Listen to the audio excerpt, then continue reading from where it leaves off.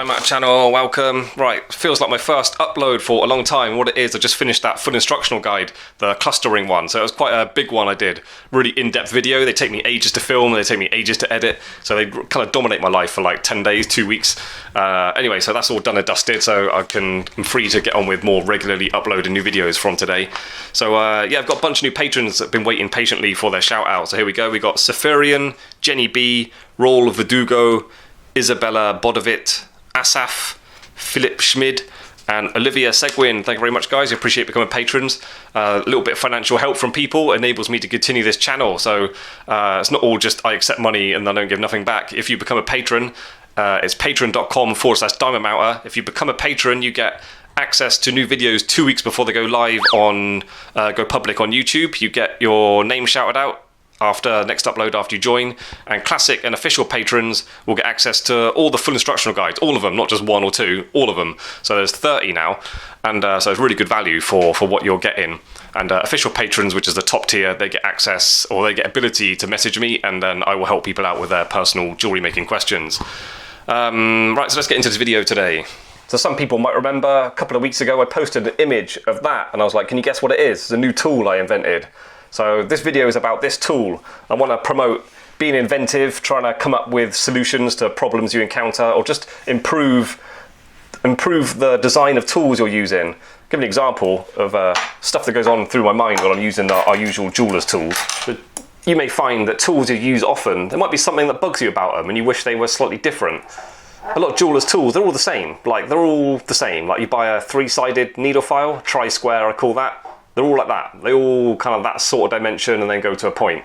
The square ones, they're all that sort of dimension and they go to a point. Sometimes that kind of curve there is annoying, so I want to use it right on the end and I want to get something perfectly straight, but I'm having to work around the fact that it's going to a point, so it's kind of ballsing it up and making it difficult for me. I want just a parallel square one. So what some jewelers do, maybe not necessarily a square one, but you got something like that, a flat one. A lot of jewelers, these go to a point. See that? Snapped it off, just put it in a vise and just banged it with a hammer. Snap that off. So that just goes, just got a nice parallel edge. You can work really carefully, and then you can see that side, ground off the teeth. It's really useful having just a sharp, flat edge. And then you can go, you've got like a kind of L shape, you can go right up into it and not worry about the teeth that sometimes stick out a little bit, ballsing up your corners. And you've got to start making things really accurately. Inconsistencies with your tools become a problem. So you modify things to help. But yeah, I was talking about these, yeah. Really common, using that to file a groove in something. That's comfortable, my finger on that flat surface. But sometimes I'm doing it with my square file. That's uncomfortable. If I'm doing it a lot, I'm pushing down on a sharp edge. So I would like a square file with that taken off. And you might think, well, why don't you just use your triangular file? That's triangular. I need a right angle. I want to push down hard on a right angle. So that's not the right tool for the job. I've got to use this, and it's uncomfortable to push my finger down on it. And it goes to a point. So I just want a parallel square one, probably a bit thinner than that. And yeah, with the corner taken off. That's a tool that doesn't exist. I'd have to make one myself. I'd have to modify that. Taking all that point off, I'd go there. Teeth start there. So I've got a needle file that short. A bit too short. Anyway, I could do it, but why can't I just buy one? Why can't I just buy a selection of, like, say 5 of these in whatever grade I want, say cut 2, and all slightly different widths. And going down really thin, you can get really small needle files, like this is a set from my smallest set.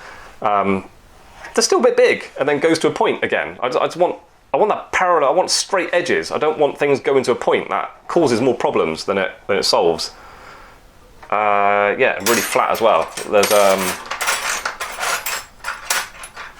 well, that's not the one I wanted, but that kind of thing. It's got no teeth on that side. Quite often I want to get into really narrow gaps. They're still a bit chunky, so I'd have to grind off that, make it really thin.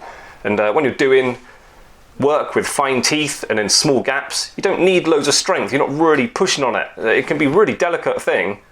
I want something I can just do that too. I don't need a lot of strength in it, so it can be really thin. It doesn't exist. I'd have to get one of those and grind it down to what I need it to be. So I think you get the point. I was turning into a bit of a rant there. But I want to promote, this video is about promoting being inventive. So if there's something that bugs you, or you get a problem with a tool and you think of an idea, it could be improved, or you just wished it was another way. Quite often new ideas come from trying to fix a problem. So you know, when I'm making collets, I get a strip of metal and I bend it sideways. So this is not metal obviously, but pretend that's a bit of strong chunky bit of silver, and I need to bend that into like a rainbow shape. That's really difficult to do. The way I do it is hold it, my half round pliers, rounded side towards me. I've got a little groove in there. Again, this is a tool, doesn't exist, you've got to make them. So I need to bend that around that rounded side. And I'll do that just by holding it like that, grabbing it with my pliers, and then forcing it that way. So keep doing that, moving it along. You can bend it eventually going into like a rainbow shape. It's quite physical, it's a bit tricky, and it can, well, anyone who's tried it, especially when you've got a thinner bit of metal, it can suddenly lose its position and snap that way and then twist, and you've got to hammer it flat again and anneal it and keep going. So a little bit troublesome doing it. The frustrations of doing that job is how this tool became born. Literally designed it in my head whilst standing in the shop looking at all the brackets and stuff, trying to figure out which ones I should buy would be best and how to drill the holes and stuff and how it's going to work. Anyway, so see that rounded shape? That was something I saw that gave me the idea for it. I thought that rounded thing, and it's quite thick, that'd be a good idea, and then figured out how I could do this. So you'd put your strip of metal in there, tighten that down with those screws on the back, and then that goes over the top of it, holds it in position, and let me actually do it. So that'd be like that, tighten that up, tighten those up, and then I should easily be able to bend it round. So eliminating the problems of having to really squeeze onto it really tight, and then that sort of twisting and snapping shut should eliminate that. So I've got another idea, just looking at it in my hand. The gap in the middle is quite big, so I want something that's gonna really be able to push metal down and thin bits of metal in there. So that's where this comes in. I bought this. What I'm going to do is cut it off just after the corner. So it just goes around a corner, and just cut it off there.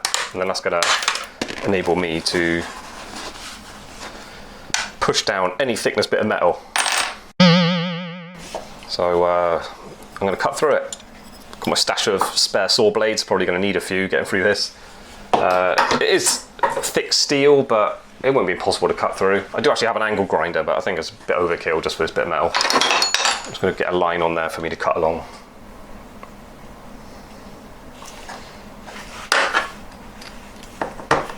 See what it's like to cut. That looks kind of plated to me. It might have a hard plating, and then once I get through that, it'll be easier to cut through. Yeah, that feels very shiny, very like hard and plated.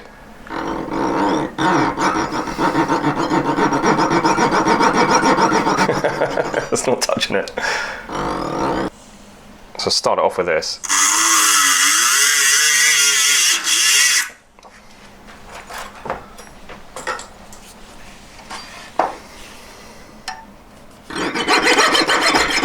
There you go. You can literally hear that cutting now.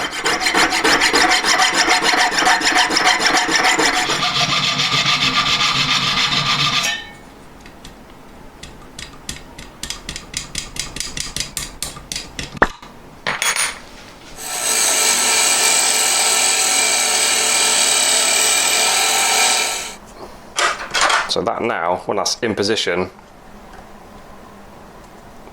can push down on the metal that's in there. I just needed that little bit of distance going in towards the metal.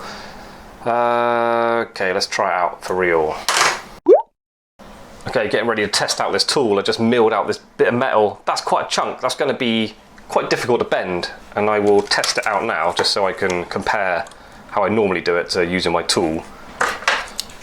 There you go, just hold on to that, nice and strong against a peg, and then that, I'm just literally, see that corner of those pliers? That's touching there, and then touching there on those pliers. Yeah, it takes, totally possible, but taking quite a bit of strength to do that. So I could do it to that, but take a lot of annealing, and so that's flattened again, extra hardened. Let's set this up. Okay, so I'm remembering now, it's about a month ago I made this. I actually cut the holes on the back, I cut them wide, so that can rotate that way and that way. So I thought it might be helpful if I've got a really strong bit of metal, I might need to turn that to help me get the curvature I need. So anyway, let's try and get this in. I don't think I need to squeeze it in there really tight, just sort of about where it wants to fit.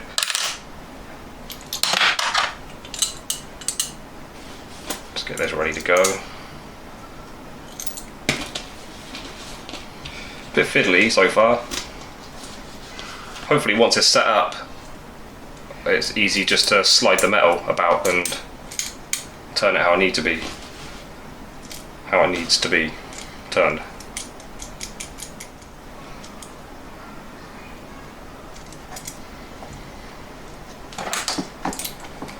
So I'm hoping.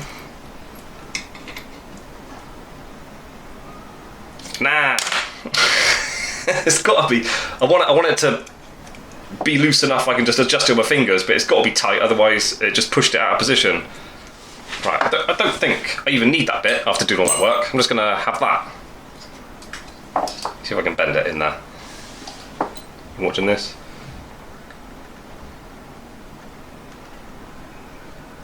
Wow, it is bending easier.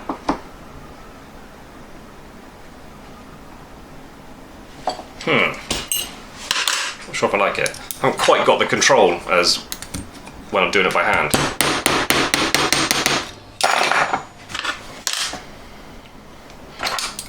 If I can curve it right to the end, that'd be helpful, because I can't do that by hand. Yeah, it's got to be, it does work, it's got to be tight though. Unfortunately, it's got to be really tight. There's quite a lot of force levering, pushing it about.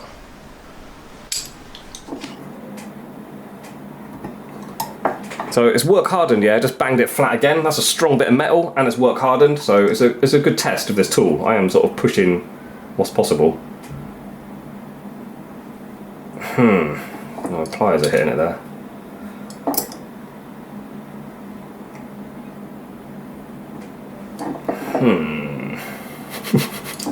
Not working as well as I hoped.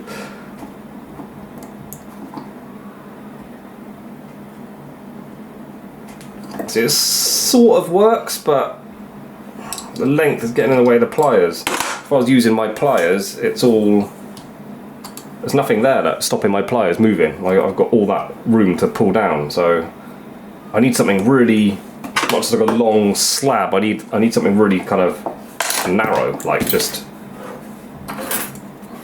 that, and then I need to be able to hold onto it strong. So maybe rather than holding it out here, I need something I can hold down here. Then I can hold it out the way, and then have none of this will be here, and then pull it around that way. Totally possible. Just from there, just got to bend down 90 degrees. Okay, I'm gonna come back to this. I've still got some hopeful solutions to making a tool that's good for this job. But as for this sort of idea, showing potential, but not as good as just using hand tools. So there you go, still a prototype, and it's showing potential, but it needs a bit of tweaking. But thinking about it, my issue isn't really with this tool. My issue is with these pliers not being able to move like normal. So got an idea for modifying parallel pliers just to be able to hold it, not relying on it levering off that point. Maybe I can get a curvature in there so it just grips hold of the metal really well, and then I can just yank it down like that. I've got ideas basically, so I'll come back to this in the future. But yeah, as for today, I learned it doesn't work, but I learned why it doesn't work, and I have ideas to improve it in the future. So something I'll keep in mind and come back to. So yeah, I hope you enjoyed the video. A bit inconclusive, I'm sorry, but this process is what it's like coming up with prototypes for new tools. They're very unlikely to work perfectly first time, so you got to try out these ideas and see how they work and how they don't work, and then you can modify them, adjust them to get something that does work in the future. So that's where I am at with this. Anyway, hope you enjoyed the video. Click like and subscribe and all that. Become a patron if you want to support the channel. patreon.com/diamond link in description, or you become a Diamond Mountain member, look for a join button on the page. If not, just watch, enjoy. I hope you join me again for the future uploads. See you next time. Bye.